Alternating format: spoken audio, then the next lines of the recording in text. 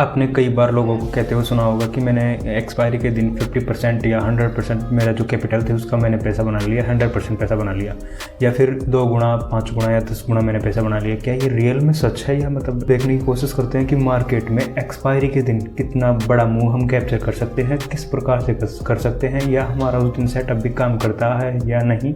दूसरी चीज़ हम देखेंगे कि एक्सपायरी के दिन थीटा डी के प्रीमियर्स में कितना होता है, ये चीज़ें देखेंगे। और साथ में ये भी देखेंगे कि क्या एक्सपायरी के दिन जो ये बोलते हैं लोग कि 2 गुना, 5 गुना, 10 गुना, या फिर मैंने मेरी कैपिटल का 100% पैसा बना लिया था एक्सपायरी के दिन, क्या रियलिटी में ऐसा होता है?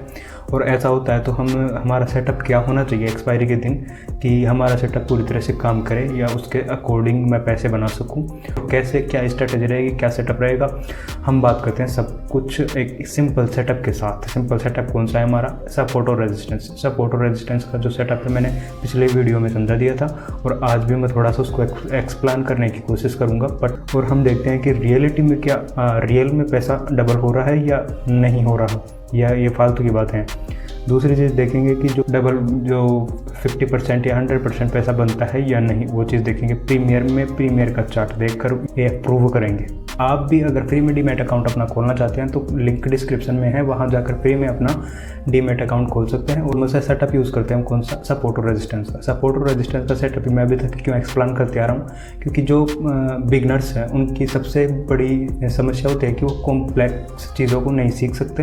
वो धीरे धीरे कॉम्प्लेक्स चीज़ों को सीख लेंगे, बट शुरुआत कहाँ से करें? ये छोटा सेटअप बट एक एक्यूरेट सेटअप है ये, और आराम से आपको 60 या 70% की एक्यूरेसी इस सेटअप में मिल जाती है। अगर आप अपने या फिर अपना सेटअप को फॉलो करो तो आपको अच्छी एक्यूरेसी इस सेटअप में मिल जाती है। तो देखते हैं मोस्टली जो प्रॉफिटेबल ट्रेडर है वो भी इस सेटअप का आंख बंद करके यूज़ करते हैं। तो देखते हैं कि हमारा सेटअप कैसे वर्क करता है। हम नॉर्मल सी चीज़ करेंगे, पहले तो सपोर्ट और रेजिस्टेंस ड्रॉ करेंगे, और सपोर्ट और रेजिस्टेंस ड्रॉ करने के बाद में हम सेटअप है उसके अकॉर्डिंग हम एक ट्रेड पंच करेंगे। देखेंगे कि क्या ट्रेड मिल रही है हमें, अगर मिल रही है तो कितना प्रॉफिट दे रही है, या कितना रिस्क रिवॉर्ड रेशो के साथ मैं प्रॉफिट लेके एग्जिट हो सकता हूँ। फिर हम देखेंगे, कोशिश करेंगे कि उसमें मुझे एक्सपायरी के दिन रियलिटी में मेरा पैसा डबल होता है या 2 गुना होता है या 3 गुना होता है, ऐसा भी हम देखने की कोशिश करेंगे। तो हम चलते हैं चार्ट में।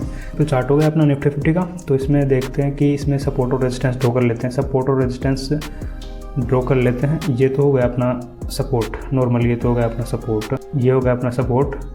इसमें कलर सपोर्ट को रेड कलर दे देते हैं, सपोर्ट और रेजिस्टेंस अलग अलग बना देंगे, मतलब रेड कलर दे देंगे इसको। और इसके अलावा ये मोस्ट सिग्निफिकेंट सपोर्ट या स्ट्रॉन्ग सपोर्ट बोल सकते हैं इसको। तो एक लेस सिग्निफिकेंट सपोर्ट या नॉर्मल सपोर्ट कहाँ से बनेगा हमारा? ये यहाँ से बन रहा है लेस सिग्निफिकेंट सपोर्ट या नॉर्मल सपोर्ट। ये हो गया अपना लेस सिग्निफिकेंट सपोर्ट या नॉर्मल सपोर्ट। 2 सपोर्ट हो गए अपने पास। अब देखते हैं कि जो रेजिस्टेंस है वो कहाँ पर है। तो जैसे हम सिग्निफिकेंट सपोर्ट और स्ट्रॉन्ग सपोर्ट मैंने ड्रॉ कराए हैं, उसी प्रकार से मैं ड्रॉ कर लेता हूँ सिग्निफिकेंट रेजिस्टेंस और लेस सिग्निफिकेंट रेजिस्टेंस। तो ये हो गया सिग्निफिकेंट रेजिस्टेंस, ये हो गया सिग्निफिकेंट रेजिस्टेंस। और इसके बाद में इसका कलर चेंज कर लेता हूँ मैं, रेजिस्टेंस का कलर अलग से कर देता हूँ। ये हो गया सिग्निफिकेंट रेजिस्टेंस। अब मोस्ट स्ट्रॉन्ग रेजिस्टेंस कौन सा है हमारा? ये स्ट्रॉन्ग रेजिस्टेंस है, ये स्ट्रॉन्ग रेजिस्टेंस हो गया। और इसके बाद में हम देखें तो ये मैं मेरे अकॉर्डिंग जो मुझे समझ में आता है सपोर्ट और रेजिस्टेंस नॉर्मली वर्क कैसे करते हैं वो भी इसमें प्रूव हो जाएगा, और इसके अकॉर्डिंग मैंने शो किया है ये सपोर्ट और रेजिस्टेंस। और रियलिटी में ये एक्यूरेट भी है और अच्छा सा प्रिसाइज ट्रेड आपको मिल जाएंगे इसमें। तो देखते हैं दूसरा एक लेस सिग्निफिकेंट रेजिस्टेंस भी देख लेते हैं हम। अच्छे से काम करता है मार्केट में, इसका नाम लेस सिग्निफिकेंट रेजिस्टेंस है नॉर्मली, बट काम अच्छे से करता है अपना। तो ये हो गया अपने पास में सपोर्ट और resistance, strong support, less significant support, significant support, strong resistance, less significant resistance और सिग्निफिकेंट रेजिस्टेंस। ये चीज़ें हो गई। अब हम देखते हैं कि मैं ट्रेड आज की हम बात करें तो आज तारीख कितनी है? 30 दिसंबर 2025 के दिन आज निफ्टी की एक्सपायरी थी, और एक्सपायरी में हमें कौन कौन सा ट्रेड मिला है जो एक अच्छा रिटर्न देके मतलब हम प्रॉफिट एंजॉय कर सकते थे, वो कौन कौन से ट्रेड हैं देखते हैं ना। तो मैं इसको जूम कर लेता हूँ, मार्केट को थोड़ा जूम कर लूँगा और देखने की कोशिश करूँगा कि थोड़ा सा मैं लाइनिंग या आगे की जो शो कर लेता हूँ कि मार्केट किस प्रकार से डायरेक्ट हो सकता है। थोड़ा सा समझने के लिए तो पाथ शो कर लेता हूँ मैं, मार्केट कहाँ से कहाँ तक जा सकता है। यहाँ तक गया, फिर थोड़ा सा रिटर्न लिया और फिर रिटेस्ट दिया मार्केट ने। रिटेस्ट क्या होता है और इसको भी अपने सेटअप में ऐड करके रखना बहुत ज़रूरी है, क्योंकि रिटेस्ट अगर मार्केट दे देता है तो एक स्ट्रॉन्ग पोजीशन बन जाती है हमारी, ये स्ट्रॉन्ग सेटअप बन जाता है और उससे हमें बहुत अच्छा फ़ायदा मिलता है। और उसके साथ रेजिस्टेंस से डायरेक्ट, अब ये रेजिस्टेंस है तो ये रेजिस्टेंस किसका काम करेगा, सपोर्ट का काम करेगा। थोड़ी देर के लिए सपोर्ट का काम करता है और यहाँ से मूव देता है, रिटेस्ट देता है या पुल बैक देता है, फिर वापस में टैप इन करके इसको रेजिस्टेंस को तोड़कर और डायरेक्ट सपोर्ट पर टैप इन करता है। सपोर्ट पर टैप इन करके फिर पुल बैक देता है, सपोर्ट पर टैप इन करके फिर पुल बैक देता है, फिर पुल बैक देके फिर रिटेस्ट लेता है। रिटेस्ट लेकर फिर बाद में ये डायरेक्ट होता है अप साइड में, अप ट्रेंड हो जाता है। ठीक है, तो हमने जो मार्केट है इसकी दशा देख ली। अब हमारे अकॉर्डिंग ये अपर साइड में एंड हो जाएगा या फिर आगे का जो भी सपोर्ट और रेजिस्टेंस को कैसे फॉलो करता है, ये इस सपोर्ट को तोड़ता है या फिर सपोर्ट की रेस्पेक्ट करता है, ये आने वाले दिन में पता लगेगा। लेकिन हम देखने की कोशिश करते हैं प्रीमियर्स में जाकर भी कि कितना मूव मिला है हमें और कैसे कैसे मूव मिला है। तो ठीक है, हम देखते हैं कि ये नॉर्मली रेजिस्टेंस है और हमें पता है कि रेजिस्टेंस, अगर रेजिस्टेंस टूट जाता है तो टूटने के बाद वो सपोर्ट का काम करता है। तो यहाँ पर ये मार्केट के लिए सपोर्ट का काम कर रहा है और सपोर्ट का काम करके थोड़ा सा अपर साइड में या पुल बैक देकर फिर एक साथ डायरेक्ट होता है डाउन साइड में।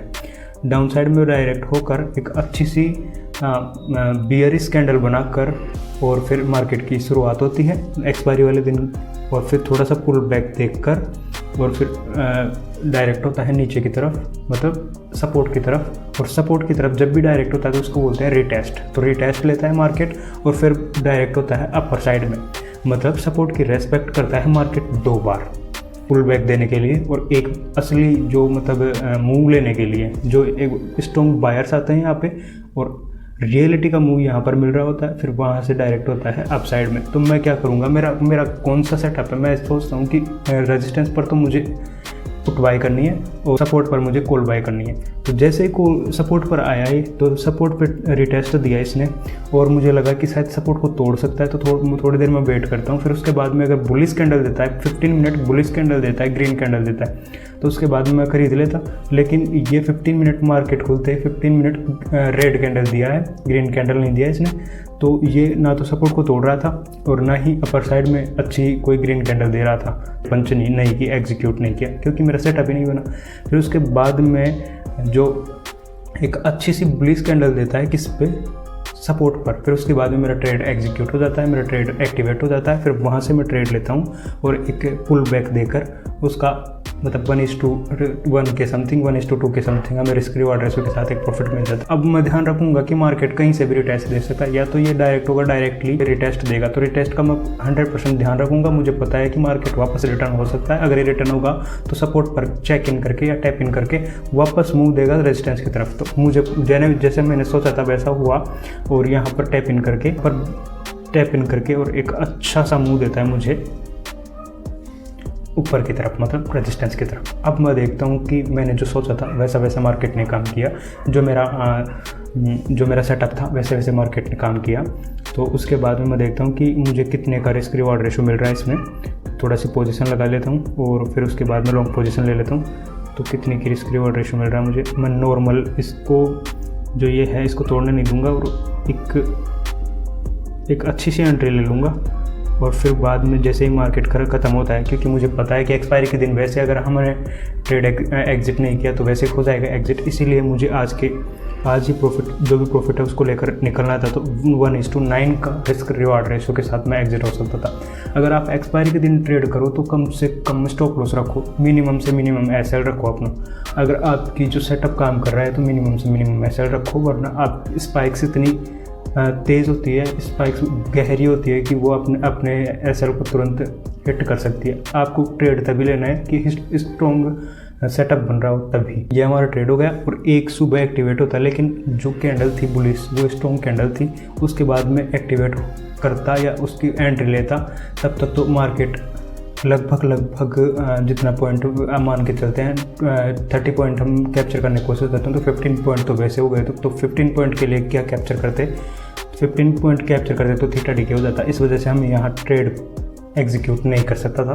रीज़न क्योंकि एक बुलिश कैंडल सबसे बड़ी कैंडल बन गई और फिर उसके बाद में मुझे एंट्री एग्जीक्यूट करनी थी, तो एंट्री मैंने नहीं ली। दूसरी चीज़ मैं रिटेस्ट का अगर मैं देखूँ तो रिटेस्ट एक टैप इन करके दूसरी टैप इन करके ये सपोर्ट का काम कर रही है। फिर उसके बाद में अगर मेरी एंट्री मुझे लेनी है डाउन साइड में, मतलब पुट साइड में, तो पुट साइड में एक एंट्री मेरी यहाँ पे एग्जीक्यूट हो रही है।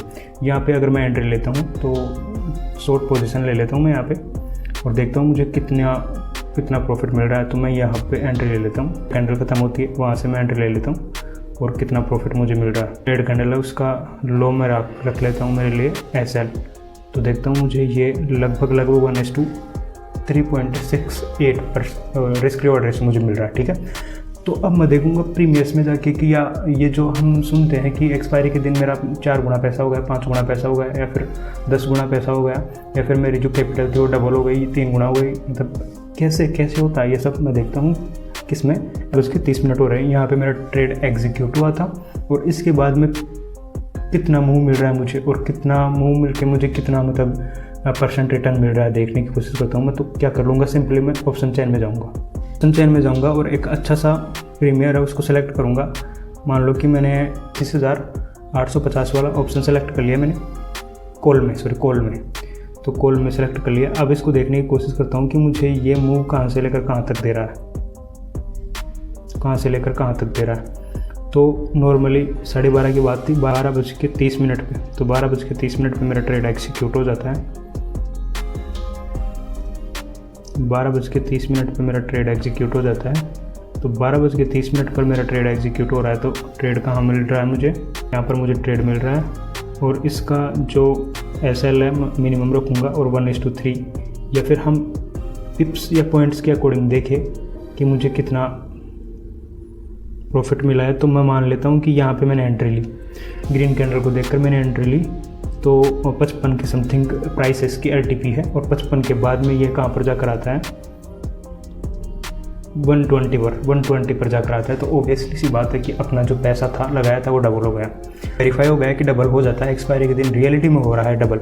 दूसरी चीज़, एक्सपायरी के दिन सुबह मार्केट खुलता है, उसके बाद में एक बुलिश कैंडल बनती है, उसको भी अगर हम देखें तो उस टाइम में प्राइस थी वही 57 रुपीज़ या 56, और उसके बाद में प्राइस कहाँ तक गया था 132 या 133 के समथिंग गया था। तो वैसे डबल ये में 2 गुना मान के चल सकते हैं, तो रियलिटी में 2 गुना हो रहा है। दूसरे प्रीमियर भी एक बार और चेक कर लेते हैं कि रियलिटी में ये एक प्रीमियर ही इतना दे रहा है या वो दूसरा वाला भी उतना ही दे रहा।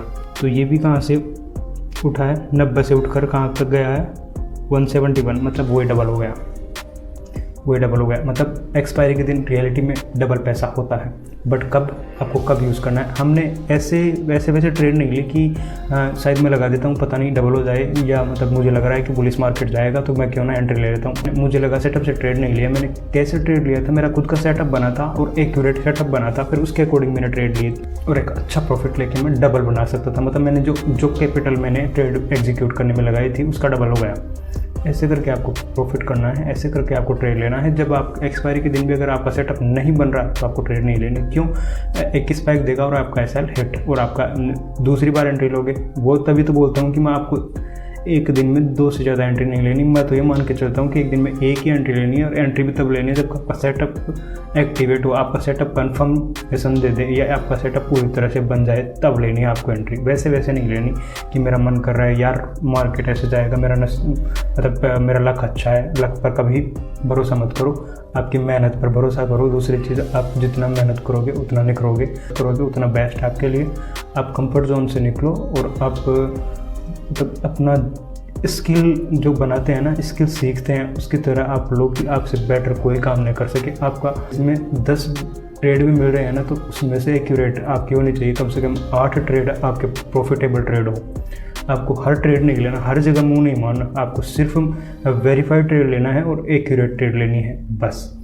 अगर आप ये कर लेते हो ना तो आप प्रॉफिटेबल ट्रेडर बन सकते हो और एक अच्छा ट्रेडर बन सकते हो और अपने सपने पूरे कर सकते हो। इसीलिए मैं कहता हूँ कि 10 आपके ख़राब ट्रेड लेने से तो अच्छा है कि आप 5 अच्छे ट्रेड लेकर या 2 अच्छे ट्रेड लेकर सेटिस्फाइड रहो, क्योंकि वो 2 अच्छे ट्रेड हैं। अगर आपके कैपिटल का 10% भी दे देते हैं तो आपके कैपिटल का 20% बन गया, बस इससे ज़्यादा नहीं लेना है आपको। फिर पूरे महीने आपको मार्केट देखना है, एनालाइज करना है और आपके जो सेटअप है उसको बैक टेस्ट करना है। आपका जितना सेटअप बैक टेस्ट रहेगा उसमें आपको कुछ जर्नल बनानी है, लिखना है कि मार्केट में मैंने कितने ट्रेड लिए हैं, कितने लॉस में गया हूँ, रीज़न क्या था लॉस में जाने का, कोई सेटअप में कोई मिस्टेक तो नहीं है। हाँ, कभी कभार जो सेटअप अपना फेल हो जाता है, लेकिन आप ढूंढने की कोशिश करो, चार्ट में मार्केट में ढूंढने की कोशिश करो कि क्या रीज़न था, कैसे मैं ढूंढ सकता हूँ। आंकड़ों को पढ़ने की कोशिश करो। ऐसे जो बड़े बड़े प्लेयर्स हैं वो कैसे घुसते हैं, कहाँ पर घुसते हैं और कैसे एंट्री लेते हैं, उनको कैसे पहचाने, ऐसा करना सीख जाओगे आप। ये कुछ चीज़ें आप अपनी खुद की बना लोगे तो बस आपको कोई बीट नहीं कर पाएगा और आप मार्केट में बहुत अच्छा करोगे। इसलिए आज के लिए बस इतना ही।